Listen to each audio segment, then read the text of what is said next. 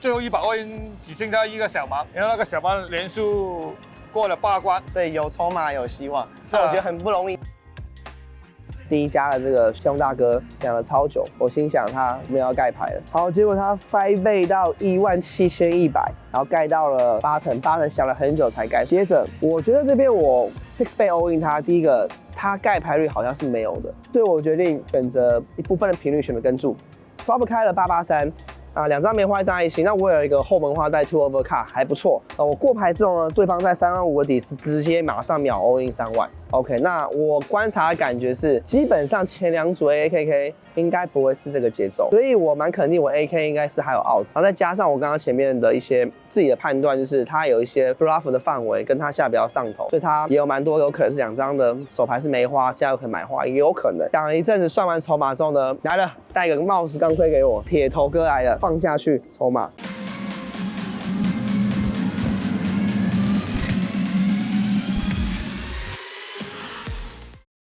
这一集是美高梅最终回，想知道 Less Longer 谁胜出，又如何参加美高梅免费的锦标赛，可以回顾上一集。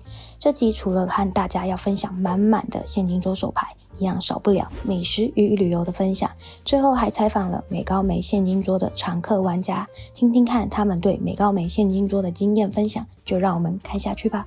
这次我们其实特别来参加美诗美高梅比赛。好，这边很有趣哦。我刚想做一个调查问大家，因为我一开始来就一直念错名字，叫做美高梅雄狮。我后来有上网调查哦，真的很多人都选我这个，所以这个其实念起来很多人会很顺，会以为是这家，其实它正确名字叫做美诗美高梅。这次我们来其实没有主要在打现金桌，但是还是把握空档时间去打了一下。对，那也是我第一次体验这边的现金桌美高梅。那你也是吗？对。那我印象最深刻的是，它的每一张桌子都很像是打比赛的直播桌。椅子是那种椅子很宽、很大的，但不是电竞椅，它是像电竞椅的大小，但是是那种总统座椅的那种软垫。所以我觉得坐起来是可以蛮耐坐的。那你有没有发现这里的速度，发牌速度如何？我觉得够快，就是你不会觉得说这牌与牌之间要等很久，对，特别又是在8人桌。重点是它是自动洗牌机，然后我觉得这边对，我觉得这边员工有个不一样的感觉是，他们发牌的速度蛮认真的。因为我去打过不一样的在澳门的其他的 cash game， 因为澳门的规矩是没有办法收小费。所以像是美国、欧美，他们是可以收小费。对，你小费给越快，他们要发越快，因为他希望可以更多局嘛。那所以在澳门其实他们是没有小费，他们是看起来是时薪。原来是。或是工作的钱。但是我觉得他们美高梅在态度上面也是不会让我感觉到说，因为没有小费的速度很慢。对，然后员工我觉得素质跟感觉，服务品质，他把客人当成是。都像 VIP，没错，我觉得有这种感觉。你那这打现金桌有没有特别难忘的一些感觉或牌？还是说你在桌上一开始手不知道放哪边？对，一开始因为真的我都是现金都只有打线上嘛，所以这个是真的是很棒的初体验。一坐下去，一开始的确是有小紧张，然后我就是打特别紧，是兴奋嘛？兴奋的感觉，对，是兴奋的感觉。然后大概到1个小时、2个小时后，才慢慢的 settle in， 就是觉得说 OK， 比较可以跟在家里打的那种感觉是一样的。对，你有没有中到大牌的时候？因为你太久没打现场了，线上胜出爆发。特别我真的是比较少打现场的人，我觉得我的感觉应该会比你更加倍。我后来就发现我手要拖着脸，这样真的有抖什么嘛，就可以用脸去把它 hold 住。好，我就很开心啊！这次来打到这个现金桌，体验到非常多，不管是它现金桌有回馈餐券，然后呢，再来是有各种的打很久也可以拿到不同的赠品。对啊，我现在就在穿着嘛，就是衣服啊、帽子，然后有送一些袋子跟布偶，对不对？狮子娃娃，他们象征性的。对，还拿一杯真奶，很可爱。然后最后他们服务的态度跟回答问题，我觉得都是非常高分的。对，他们 Poker Room 的烧鹅很好吃。那也是很推荐大家来这边打一些中小额的级别啊，就是50、100左右。但是缺点是它没有大级别，因为它桌子少，然后可能还在推广。大级别目前是开不太起来。希望它有一天大级别可以弄起来，我相信应该感受也非常非常棒。今天这家餐厅真的太厉害，它是米其林1星。我第一次吃到四川的餐厅是有米其林做的餐点。一般大家想到四川就是热炒，一堆辣椒，一堆热炒，辣子鸡。但今天吃起来现在是可以用一道一道的餐点出来，法式料理一样。然后我很有印象是有一个是倒茶的，他说要100度，然后一些方式，然后这个表演，然后再加上它的这个倒的呈现跟那个杯子还有讲究，可能很80度左右的这些温度才能烘焙出来非常好喝的茶，这让我有惊艳到。哇，我是觉得那一道那个牛肉，它可以炖到我们想要用筷子去把它夹起来，根本夹不起来，它是直接会融化的，连 baby 都可以吃得下去， baby 都可以吃。而且还有一个叫水煮猪舌，猪舌对，然后它都配那个辣椒的味道，不会让你觉得太辣，也不会让你觉得太麻，就是那个后劲刚刚好。我最怕的就是吃到超辣跟太麻的东西。然后最后它的甜甜的牛轧糖油，又甜又咸，咸中带辣椒片。哦对，因为它的巧克力是有花椒口味的。对，然后剩下更多啊，包含什么乳鸽，还有这个猪肉，做像牛排一样，我真的太多。我觉得每一道真的是你们自己看就对了。下次我一定会来再吃一家，这家真的是赞。重点是我吃完都不会觉得，像我不能太能接受太辣的人都觉得还行。哦，所以你平常是不太吃辣？很辣扛得动，但是不行接受，肚子会受不了。好了，今天就很开心吃了这道餐点，对，希望你们会喜欢。上一集分享了几首，怕大家看不过瘾，这一集继续分享。接着玩一玩就有桌子啊，我就去了100、200的桌子了。接着来到另外一手牌呢，玩了一阵子之后呢，遇到一个看起来是日本玩家的 Rick。好，那这个地方我 UTG 开出500，我在 CO 位跟注，就 button 下盲都跟注，这是一个4人底池。那我拿的是一个 J 队，这边用跟注的去埋伏。然后 Flop 开了 TI ball。Eraser check 到我之后呢，我这边下注一个1400 button 玩家跟注。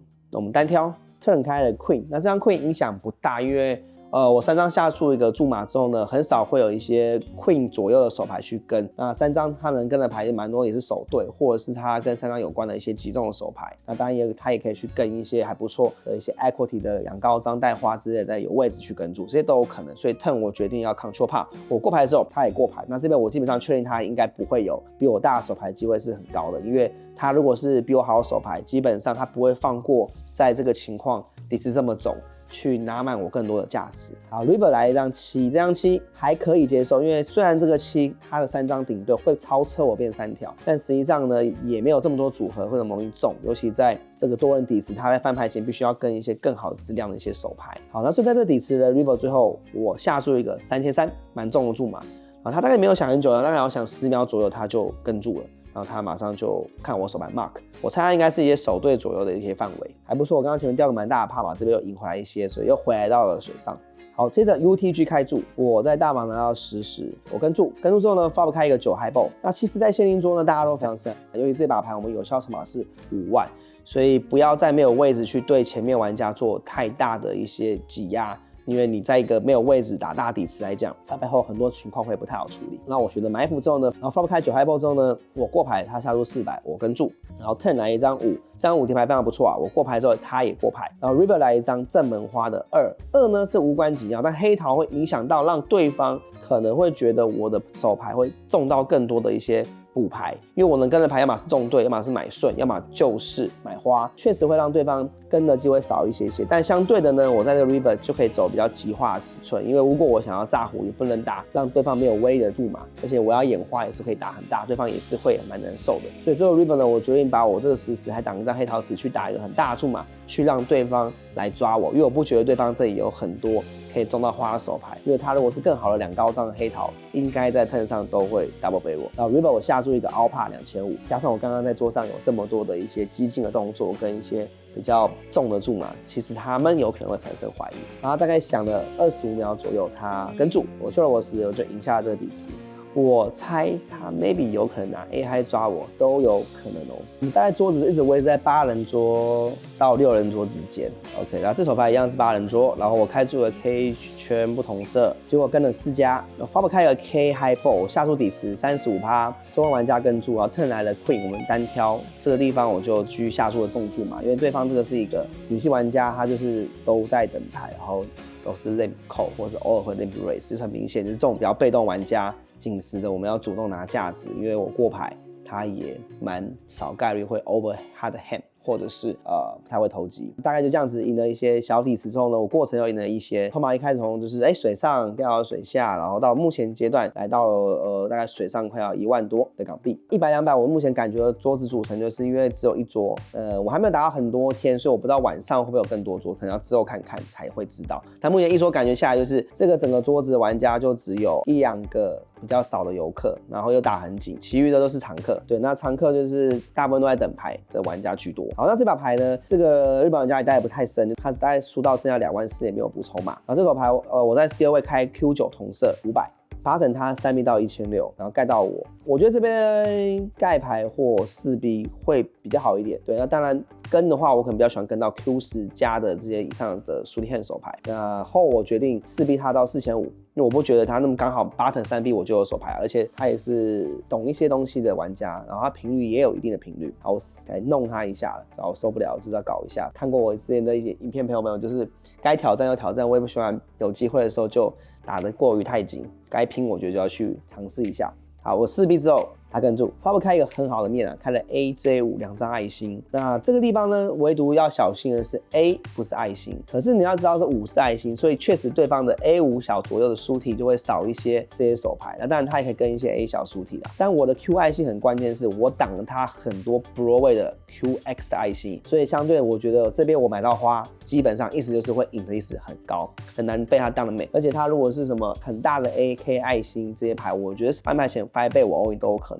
只有极少部分的一些 A 叉书体它才会跟，但也不会那么多牌，它一定去3B 跟嘛。好，那这边我在底池下注一个3200，它跟注，然后 turn 来了10，这样10让我有点存只有买花变成是 combo 做买花带买顺。好，我看了一下后手底池。在他后手大概1个帕而已，这边可以过牌，也可以下注，也可以 all in。对，那我决定要把握激进一点，包含我很多大牌这里很少会过牌，因为对方的牌力不够强的情况下，也很难会去炸唬我们。那过牌用跟注，我觉得在这边是一个比较差的选项，所以我觉得只有下注跟 all in。那这边我就要给他最大的压力就是 all in， 因为还是可以盖掉一些没有 A 的一些超队，或者他比较弱的 A， 可能这里没有带花的 A 不见得跟得动。all in 之后呢，他秒跟。它是 set A。OK， 那 River 没有开，所以这把牌它最后3条 A， 我们 combo 做没有出来，所以就搞了一下，我们就直接变成水下18000。好，接着呢，玩了几手之后，来这把7人桌，Hi-J 这个一个日本的一个女性的妈妈玩家级的，她选择 Limp 200，她一直都是看起来很紧，然后又 Limp 就是在等牌，每次出手都是很大超大注嘛，大家都吓跑。好，这把牌她打200在 Hi-J 之后，我看我小盲在拿这一对打到800，然后800之后呢，她很帅气的马上丢了3500出来，然后后手我看一下，它有效筹码其实也才9500，全部加起来不到50个 BB。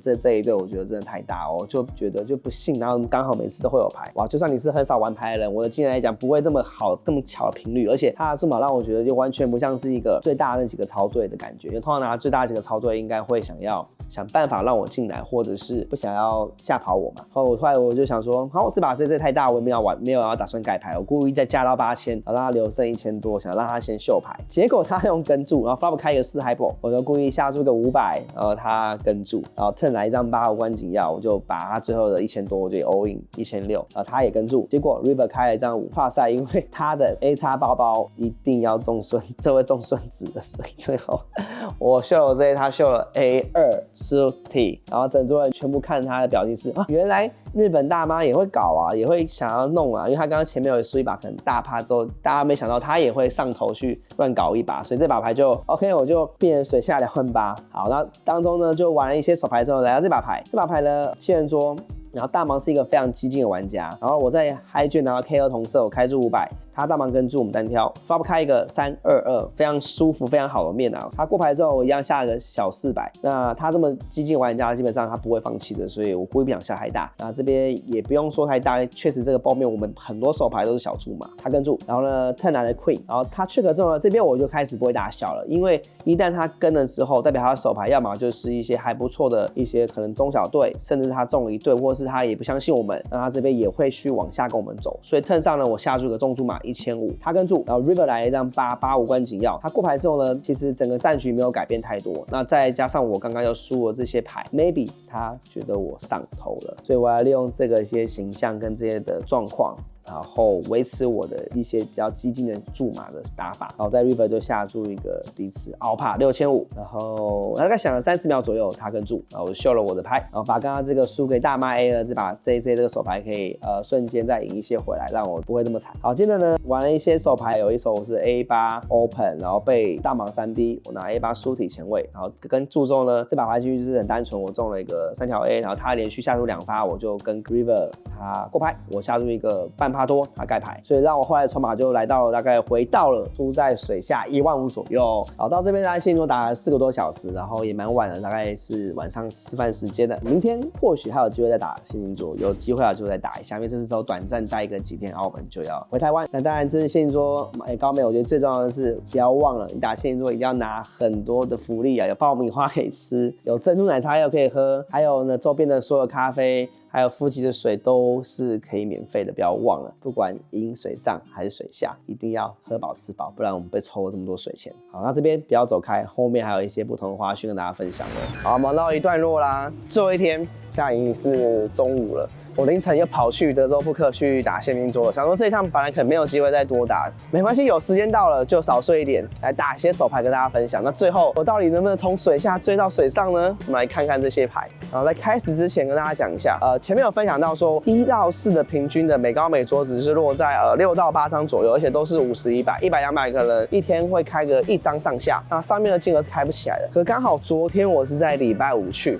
就是所谓的澳门假日5、6日这3天。那这个假日呢，我看到的情况是50、100可能会有大概5到6桌左右，重点是100、200会有1到2桌，以及200、400也会开起来。而且假日玩家我看到组织赞，因为我在上100、200之前，在备用桌的先打50、100这个桌子边打边等，好多玩家不懂规则。对，那我觉得你也可以去打，你知道为什么吗？因为不懂规则，有些拼一下就赢钱了，所以你在桌上可以鱼找鱼，找到比你更弱的玩家。那我继续投而已。哦，那你的欧元我可能不会赞助你。就是会很多野玩家在假日出现，所以大家如果来澳门，可能平常已经上班族，或是你有时间的限制呢，你可以在这个3天2夜选择是礼拜5，尽量少选平日。第一个桌子够多，再第二个娱乐玩家也非常非常多，然后再来是你运气好一点的话呢，可能就会碰到每个别的赌场不想等待的玩家，或者是更多的游客上桌去来玩德州扑克，重点是不见得懂规则哦，所以你赢的胜率应该会更高。好，来分享一下这几手牌呢，没有打到非常非常多，但运气还不错。有火花发生，我打100、200的桌子，8人桌，然后遇到一个非常凶的一个玩家，看起来大概落在是35岁到40岁之间。那这大哥打起来感觉就是 overhand 很多，因为我看他前面几手牌，那简单来就是他跟别人打一个3B pot， 他是一个 AK 的空气，然后他很正常打到了 turn， 他是属于跟注的那个人，然后但他最后 turn 上别人 check raise 他之后，他就再灌回去3、4万 all in， 然后是100-200 BP， 就是整个过程我觉得他的 lie 有点信就跟你玩，不信就是推爆你，然后 overhand 非常非常多的这种类型玩家，所以我有先观察到，来到这手牌。第一家又是他开出600，而在这手牌之前，他已经出了一组200-300 BP， 就是刚刚讲的 over 很多 head， 然后频率又很高，所以感觉不知道是不是上头了，但我感觉有可能是。OK， 然后这边他开出600之后呢 ，COA 玩家跟注，然后8成玩家3B 到2400，然后盖到我看我在大盲 AK 爱心，然后有效筹码我瞄了一下整个桌况，大概落在快要5万上下。对，那我这边就决定做一个4B 到7300。接着呢，刚刚讲的这个第一家的这个凶大哥讲了超久，我心想他没有要盖牌了。好，结果他5倍到17100。然后盖到了8成想了很久才盖，所以8成的3B 范围有可能会拿到我一张 A 或是 K maybe。接着我觉得这边我6倍 all in 他，第一个他盖牌率好像是没有的，那他现在比较上头情况，我觉得他会拿很多对子也可能会这样做，甚至更夸张的一些 A 小的牌。或者是 King X 或 Broadway， 就是有点想要再反操作，我觉得我在搞，或觉得我就是在弄，因为在这种情况的玩家，他其实就已经整个就是想要很战斗的感觉了，好吧？所以我决定选择一部分的频率选择跟注 ，flop 开了883，啊，2张梅花，1张爱心。那我有一个后门花带 2 over 卡，还不错。我过牌之后呢，对方在3万5的底是直接马上秒 all in 3万。OK， 那我观察的感觉是，基本上前2组 AKK 应该不会是这个节奏，所以我蛮肯定我 AK 应该是还有 outs， 然后再加上我刚刚前面的一些自己的判断，就是它有一些 bluff 的范围跟它下比较上头，所以它也有蛮多有可能是2张的手牌是梅花，现在有可能买花，也有可能。讲了一阵子算完筹码之后呢，来了，带个冒失钢盔给我，铁头哥来了，放下去筹码跟住，他当然马上摇摇头，我心想，稳了，摇摇头意思不就是说应该是像我讲的，应该是没有中的牌在投机 ，turn 开9 river 开 turn。我觉得下稳了，中 K， 他一开始摇头什么输嘛，对不对？然后他秀了哈牌10，然后我秀牌 AK， 还好我有中 K， 不然我的判断前面就是他这把牌不是 A 但是你要想的是，他时都在这个 SPA 敢这样去做这么 over 的5倍，代表更多的手牌其实他确实在这个状况是比较上头的，而且我的这个4B 也算是后面的人4B，基本上要操作是太难了。我在这桌上评语并不是到处乱4B，到处乱搞，因为才打不到多少手，所以一般人也不会认为这个4B 就一定是在操作，而且他又是在这么前面的位置的过程。总而言之，我铁头成功了，非常的幸运，收下这个底池，不然我差点桌上的筹码都被清空了。这手牌只有水下1万5，然后嘣嘣嘣，这把牌就来到水上2万5千左右。好，接着呢，又玩了一阵子，就来来回回收一些小炮，输一些小炮，来聊到在这手牌7人桌，我在第一家开注500，拿到 A 是红色，然后小盲这玩家呢3B 到了2500，那他是一个日本玩家，那他的习惯都带150个大盲，那但是他有先翻倍了，所以大概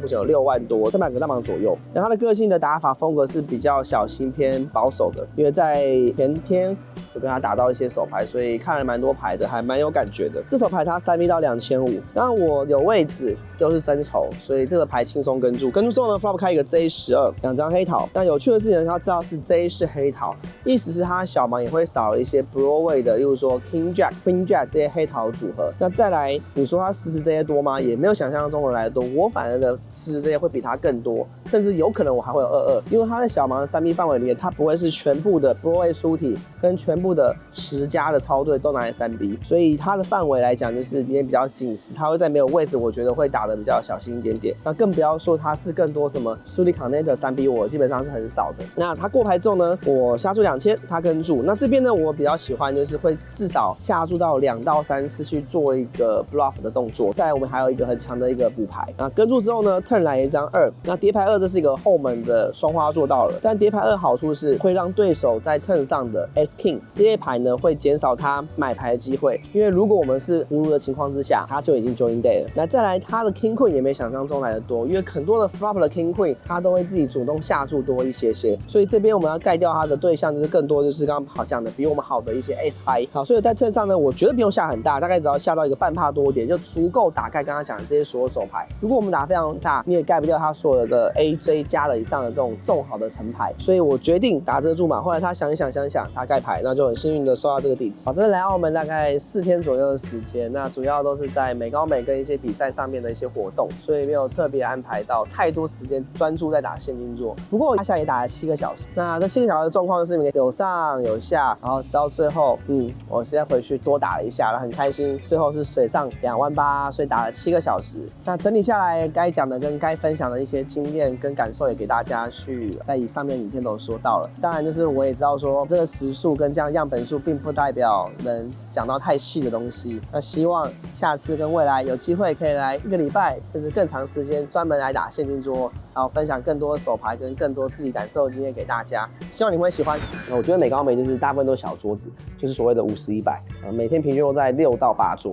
那它的好处就是有8人桌，所以速度很快，然后又是自动洗牌机，发荷关也很快。不过它的100、200这2天开下来就可能只有开到1桌左右，而且桌子就时有时没有。那桌子玩家组成愉悦玩家偏少，对吧？游客也偏少，就是可能才顶多1个左右。那这个玩家也是打得比较紧一点的。那其余的就是正常的常客或者是比较紧的 rake， 那很强的也不太会有，所以都是卡在中间的。这样的玩家居多，所以桌子就还蛮没有火花的，还蛮死的，因为大家都可能还只有带平均筹码只有落在100到200 BB 左右，不像是威尼斯或友谊大家会带到300或带满400多 BB， 所以火花相对比较大一点。但是美高美的波动可能也会比较小一点，因为大家玩的过程就会比较小怕。那这些过程熟悉玩家之后呢，也可以进行很多一些策略上的调整，一些剥削，所以我觉得是不同感觉。那反而是50、100，我觉得还不错，就是桌子一样，他们都游客的，整体来讲服务好，吃得好，所以它也是一个不一样体验的一个感受。所以美高美大概是这样的状况，希望它未来有机会可以因为比赛让现金桌扩展更多这样的桌子，或者是大级别玩家，或许有更多的娱乐玩家会更想要来参加，那比赛会带来更多不同的玩家类型进来。所以之后有机会过来，我们再打比赛，打现金桌再一起进行。我们太晚上来这个地方了，现在才来到这边，我也后悔，因为这边看到第一个视野很好以外，还有好多隐藏餐厅嘛，因为都在2楼，根本没有说牛排馆，最后一天才发现。我下次一定有机会再好好吃一次牛排，这次都没吃到牛排。再来很重要的就是说，我第一天要出局了，很 boring， 然后出局感觉是说非常的尊重你这次来参加这个比赛，虽然是个免费赛，还要签个名。对，签完名之后呢，我会走到旁边，他再送我一个保温水壶，而且它那还是铁的，对，还不是那种塑胶的。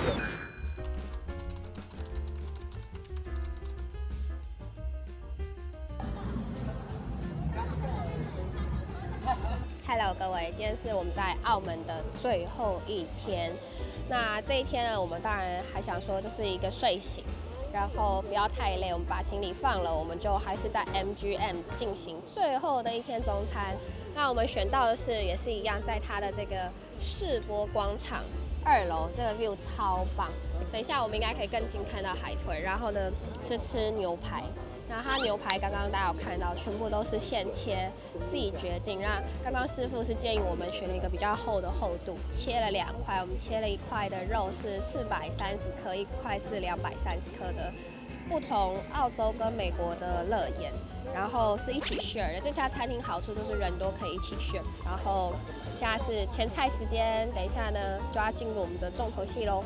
这南瓜它超好喝，而且它好特别。它除了青菜以外，它加的竟然是甜甜的水果石榴，所以呢，就是会咬下去还会打开，然后甜甜的在嘴巴化开，很浓郁，很好喝。我们这个牛排刚刚感觉超厚，其实送来我觉得师傅说的对，感觉起来这个厚度吃起来真的蛮好吃的，很嫩。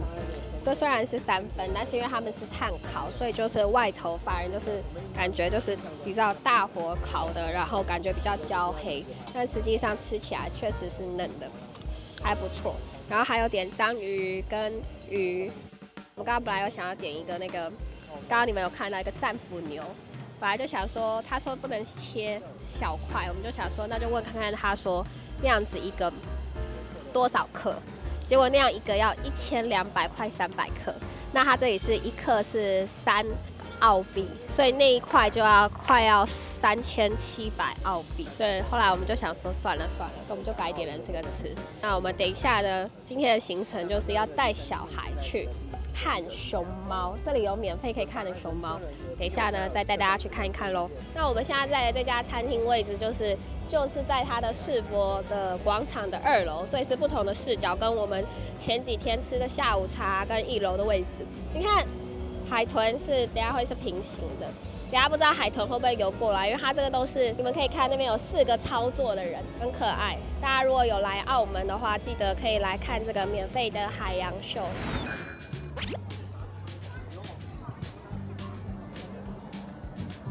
然后我哋上次喺嗰度錄。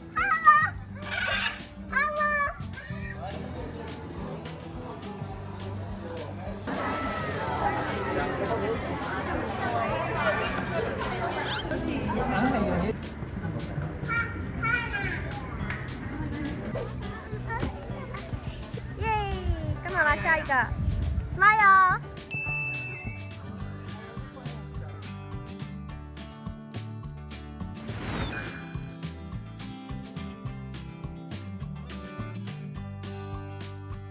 我们现在要来上永利缆车，我们排了1个半小时，总算做到了。排1个半，大家可能坐5分钟。永利呢这边是6点开始就有水舞，那我们呢，就是大概在7年前，我跟 Nevin 第一次来，那时候永利缆车也才刚开没多久，都不用排队。哇，现在真的是太夸张。那当然这是免费的，任何人都不用任何会员卡就可以坐。你们看看这队伍多长，我刚刚排的时候还没觉得会排这么久，但是真的大概有排到1个半小时。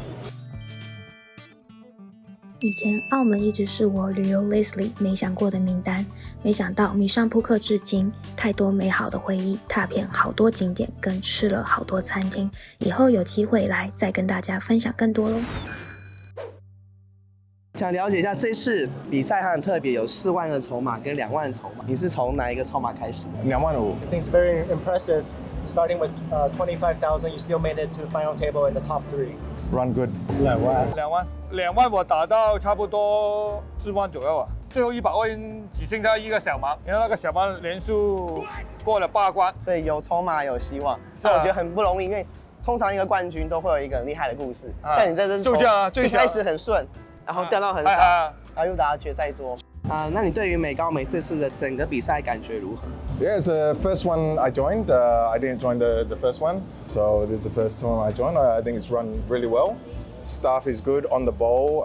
There's always supervisors looking over the top, and they're on top of everything. So it's run really well. Yeah. 那你这是从 Day 1到 Day 2，有没有哪些印象非常深刻？今年我study 的tournament 蛮多的，看到教学啊，怎么评啊，就是觉得蛮有用的 ，study 还蛮重要的。美高美很好。其实我觉得比赛这次除了奖金以外，我觉得它最重要的是一个叫做特快通行证，前5名有的。